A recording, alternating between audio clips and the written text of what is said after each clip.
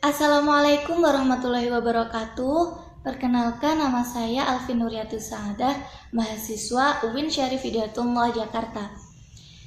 Dengan perkembangan teknologi yang semakin pesat mengakibatkan dunia penyiaran, khususnya Indonesia juga mengalami perkembangan. Nah, bagaimana sih perkembangan dunia penyiaran saat ini?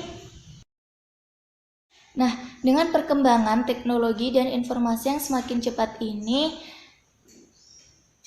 mendorong dunia penyiaran di Indonesia untuk mengikuti arus perkembangan zaman, di mana dunia penyiaran Indonesia melakukan digitalisasi penyiaran.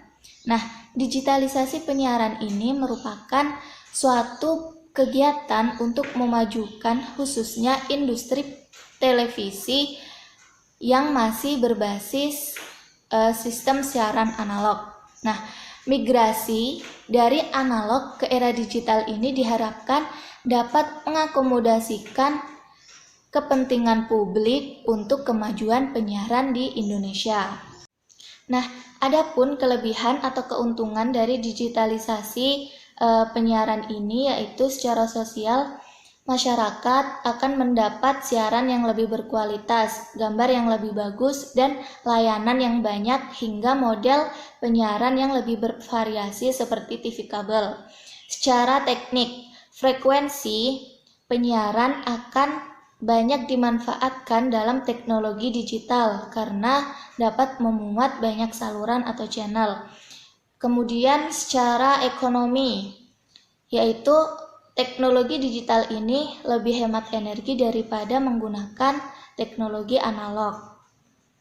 Namun dengan adanya digitalisasi penyiaran ini juga berdampak terhadap tontonan yang didapat oleh masyarakat, di mana semakin banyaknya saluran maka semakin banyaknya tontonan yang akan dikonsumsi oleh masyarakat itu sendiri. Mengakibatkan masyarakat harus pintar memilah dan memilih mana informasi dan tontonan yang bagus untuk dikonsumsi. Karena media penyiaran di sini merupakan sebuah elemen penyalur informasi yang mempunyai pengaruh cukup kompleks. Karena media tidak hanya mempengaruhi seseorang individu terhadap individu yang lain, akan tetapi media juga dapat mempengaruhi tatanan kehidupan yang ada di masyarakat. Media juga dapat berkuasa dalam membentuk opini publik, di mana tayangan media massa seperti televisi atau konten-konten video yang di media sosial juga sudah sangat beragam. Beberapa lembaga penyiaran juga mengkhususkan tayangannya dalam kategori seperti hiburan, pendidikan, ataupun mengkhususkan pada politik dan kejadian aktual. Padahal pada dasarnya fungsi utama media yaitu memberikan informasi yang bermanfaat dan berguna bagi masyarakat. Akan tetapi tidak semua lembaga penyiaran khususnya stasiun televisi itu memberikan atau menyajikan informasi yang mendidik kepada masyarakat. Mereka malah lebih mementingkan mengejar rating agar acara tersebut dapat menjual dan mengesampingkan fungsi utama dari sebuah tayangan pertelevisian tersebut, yaitu mementingkan nilai moral dan pendidikan. Kian banyaknya jumlah stasiun TV di Indonesia berdampak pula terhadap persaingan yang ketat antar stasiun televisi yang lain, di mana stasiun televisi tersebut berupaya untuk menarik penonton sebanyak-banyaknya dan selama mungkin untuk menjadi penonton mereka. Jika penontonnya banyak dalam suatu tayangan televisi tersebut, maka akan memudahkan stasiun televisi mendapatkan iklan. Nah, dengan banyaknya iklan yang didapat, dengan penonton yang banyak dalam acara tersebut, maka stasiun televisi tersebut akan mendapat keuntungan yang lebih banyak, yaitu mendapat uang yang lebih banyak. Nah, permasalahannya di sini, yaitu pertelevisian di Indonesia lebih mementingkan keuntungan daripada mendidik dan memberikan nilai-nilai moral dalam masyarakat Indonesia, khususnya pada anak-anak. Konten dalam sebuah acara di televisi ataupun konten-konten video yang berada di kanal media sosial seperti di YouTube, Instagram, dan lain sebagainya itu menjadi pengaruh bagi penontonnya.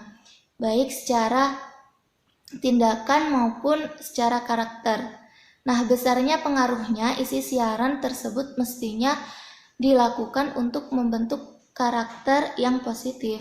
Namun pada faktanya di sini banyak tontonan-tontonan yang membentuk karakter itu menjadi negatif, di mana seperti kebanyakan sinetron yang menayangkan tentang percintaan, kekerasan, pertikaian, dan hal-hal yang dapat membentuk karakter tersebut menjadi tidak bermoral. Nah, di sini yang salah, di mana berpengaruh terhadap masyarakat dewasa maupun anak-anak. Mirisnya ini tuh terjadi terhadap anak-anak, di mana anak-anak ini menjadi mempunyai mental dewasa secara dini, melakukan hal-hal yang tidak sewajarnya dilakukan oleh anak seumuran tersebut, seumuran mereka. Bahkan sampai sekarang masyarakat penonton ini semakin banyak, di mana menonton televisi, acara televisi ataupun konten-konten video yang berada di kanal media sosial seperti YouTube, Instagram, dan lain sebagainya menjadi kebutuhan bagi masyarakat. Dilihat dari semakin banyaknya orang yang memiliki televisi ataupun handphone masing-masing. Dengan hal ini, pemerintah harus tegas dalam mengawasi konten dalam sebuah media penyiaran. Tidak hanya mementingkan soal pasar, namun media penyiaran diharapkan dapat membangun moralitas bangsa, moralitas generasi bangsa, agar tidak menjadi generasi yang tidak bermoral. Nah, tugas di sini tidak hanya tugas pemerintah, namun juga masyarakat. Masyarakat juga harus memiliki budaya sensor mandiri, baik dari pembuat konten kreator yang membuat siarannya menjadi seperti apa, dan juga masyarakat harus cermat dalam menonton tayangan sesuai dengan klasifikasi usianya. Di sini untuk anak kecil lebih ditegaskan kepada orang tua untuk mengarahkan anaknya agar menonton tontonan yang mendidik dan bermoral. Mungkin itu permasalahan yang terjadi di dunia penyiaran Indonesia, di mana banyak media penyiaran yang lebih mengejar keuntungan daripada membuat konten yang lebih mendidik dan bermoral. Nah, di sini juga permasalahannya adanya kelangkaan kreativitas sumber daya manusia dalam membuat konten-konten yang mendidik. Nah, tugas kita juga sebagai masyarakat harus bijak dalam menonton tontonan yang dikonsumsi, harus memilih mana yang baik untuk dikonsumsi dan mana yang tidak. Nah, terima kasih dari saya. Wassalamualaikum warahmatullahi wabarakatuh.